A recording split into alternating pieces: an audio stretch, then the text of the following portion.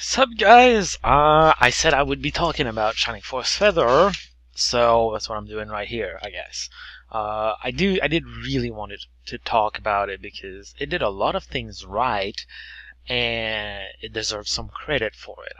I feel like it, because this, to my knowledge, is the first time in a long while that Sega did a Shining game that was tactical RPG style.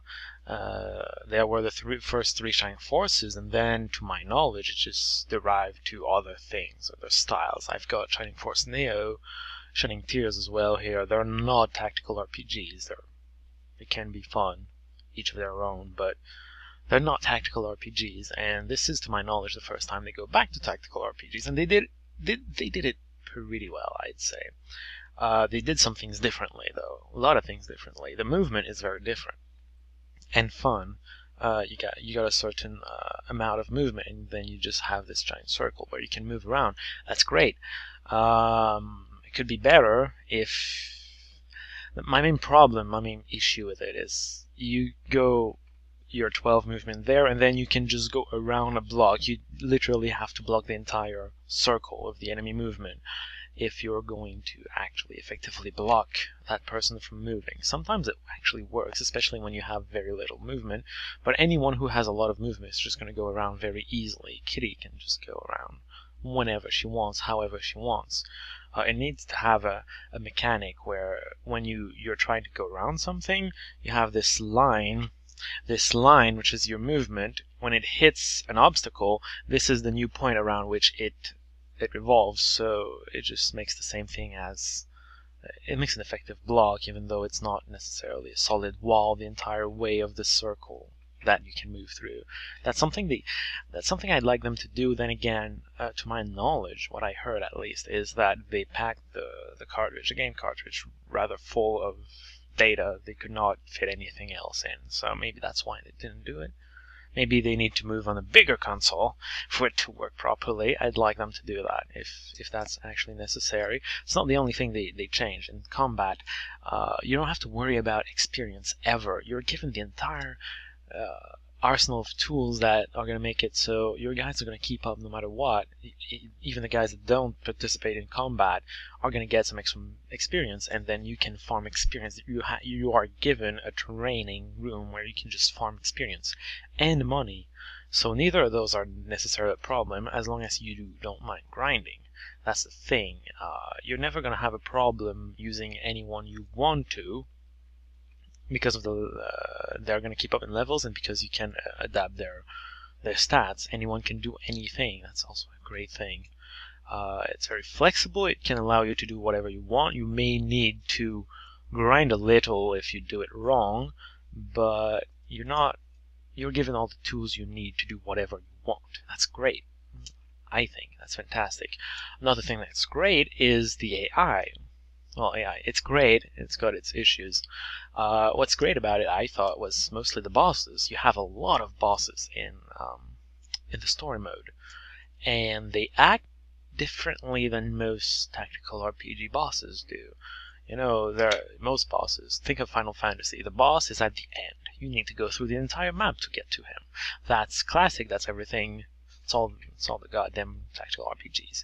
In this game, they just felt more natural. You know, the first time you meet a hot elf, she's like, oh, I'm going to crush these guys. And when her forward meat shields just start failing, she's like, wait a minute, he's beating me. Let's go charge in. And she charged in before all of her meat shields were dead. She got to me and kind of gave me trouble, mostly because of the no force regen debuff. But yeah, it surprised me at the time. And then you have the centaur, of course, who just charges at immediately start of the battle. Just charge in. They all have their little quirks. I mean, the coward, Honker, the coward, he doesn't charge. The only time he charges is when Minos is there to take the lead.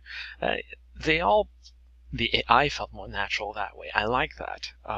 It did have some issues though. AI-wise, it's kind of stupid at times. You know, you can't help AI. It's just they never save up FC for most of anything. The only times I've seen them really save up FC is one, to cast spells. The spellcaster casters do that. And 2, to get a force max out, that's bosses. The others, especially the physical guys, they don't ever do that, and they need to learn to do that. They would do so much more damage if they waited until they could use but until they could do a charge attack. You know, when it just charges, one hit charges and it does extra damage. They need to do that because just spending their 30 FC every single turn wastes it. If they wait another turn, they're going to do more damage because they're going to get to the bonus damage of the charge attack. They need to learn to do that. They're not doing that.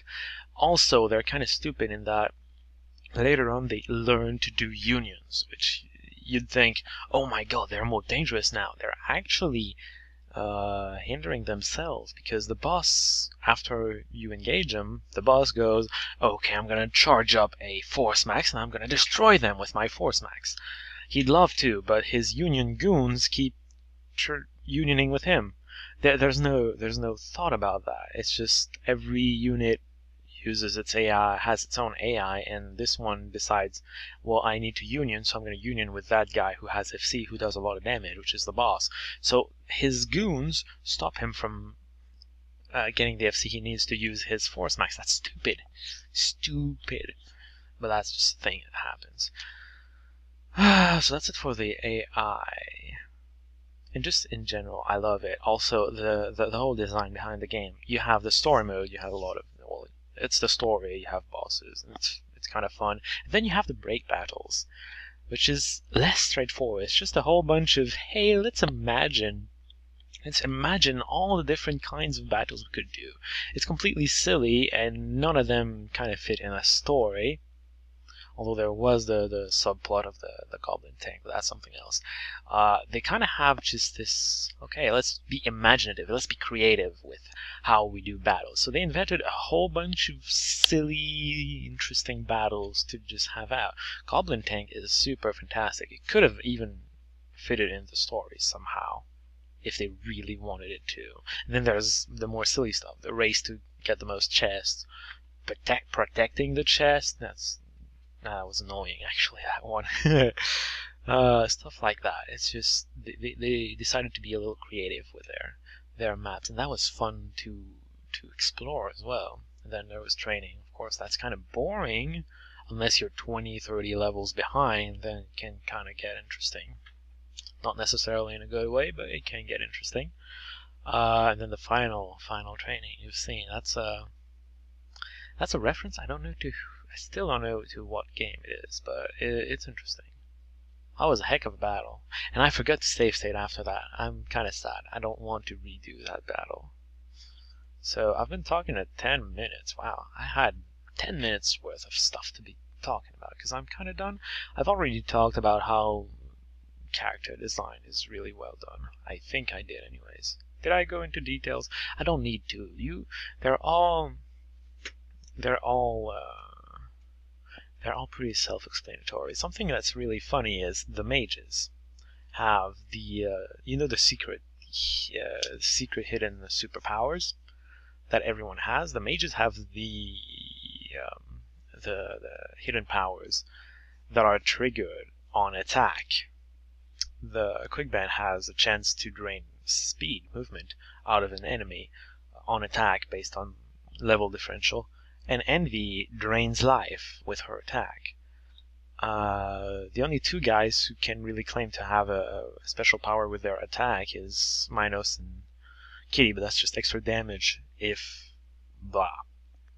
So, the mages, yeah, they can do magic and it can work, but they also have this incentive to go physical. And if you do go physical, you do have... it can work, Miriam does not really have a physical hidden power, but she has a ton of range, and I think probably the biggest of the three, the biggest attack growth of the three. I'm not entirely certain, but I would guess so. So, it's just, I feel like this was just clever design all around.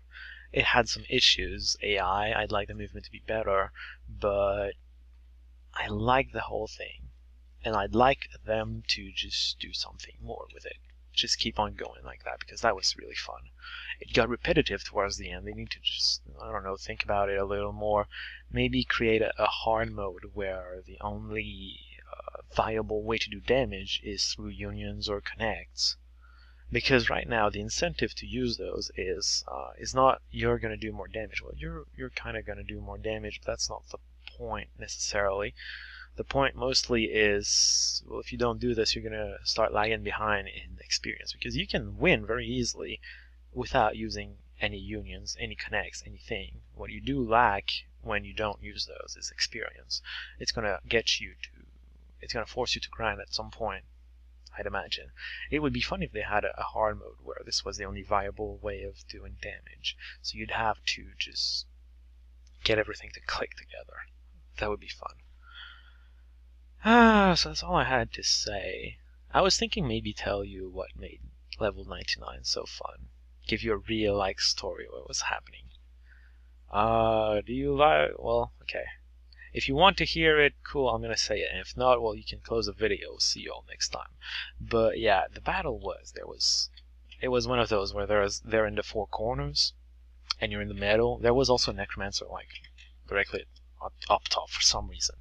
So the bottom right corner moves first towards you. So I just went to it and just started slashing at it.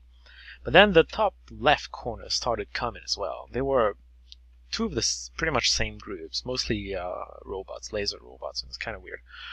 Mostly robots.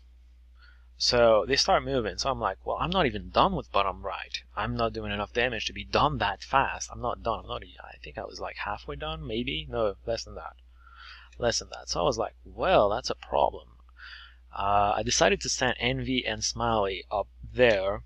Smiley's would get buffed continually by Envy, defense buffed, so that he could actually tank that group. And so he did. It was kind of fine for a while.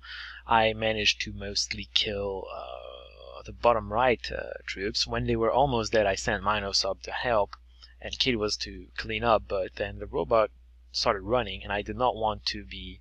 I needed Kitty elsewhere. I needed her damage output elsewhere, so I just let him flee for now. Flee and recuperate. So I just sent everyone up. But around that time, the other two groups started coming for me. I wasn't even done with the middle. And that was kind of a problem. I think there was like one robot left there too. And then the necromancer came down. This guy also was still there. So that was a problem. So I had to use force maxes, a lot of force maxes, and it was awesome. That's what made it awesome, actually. I got Minos to use his force max, the defense force max. It gives more defense than Envy. It gives 50% defense. Envy does 40% maximum. He gave 50% to like 4 people, I think. I think Coco or Envy were the ones left out. I don't remember exactly who.